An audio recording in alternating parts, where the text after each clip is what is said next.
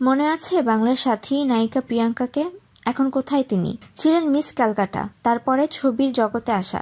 মিলেনিয়ামের ঠিক পরপরই বাংলা ছবির জগতে রেকর্ড তৈরি করেছিলেন সাথী।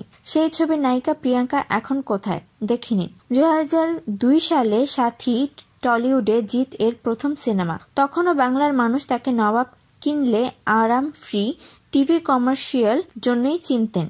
ছবির নায়িকা প্রিয়াঙ্কা ত্রিবেদী কিন্তু ততদিনে বাংলায় হিন্দি, তামিল, তেলুগু, কন্নড় মিলিয়ে 12টি ছবি করে ফেলেছেন। প্রথম ছবিতেই তাই একজন হিট নায়িকাকে পেয়েছিলেন জিৎ। হয়তো অনেকেরই মনে নেই প্রিয়াঙ্কা ছিলেন 1996 সালের মিস ক্যালকাটা। প্রথমে মডেলিং ও তারপরে বাসু চট্টোপাধ্যায়ের হঠাৎ বৃষ্টি ছবি দিয়ে 1998 সালে বাংলা ছবিতে আত্মপ্রকাশ। এই সুন্দরী নায়িকা প্রথম ছবি থেকে দর্শকের প্রিয় হয়ে ওঠেন। জিৎ প্রিয়াঙ্কা জুটির সাথীর পরে আরও 5টি বাংলা ছবি করেছেন প্রিয়াঙ্কা, কিন্তু 2011 সালের হ্যালো মেম সাহেবের পরে আর তাকে বাংলা ছবিতে দেখা যায়নি। শুধু তাই নয়, 2002 থেকে 2011 এই পর্যায়ে তাকে হাতে গোনা কয়েকটি বাংলা ছবিতে দেখা গিয়েছে।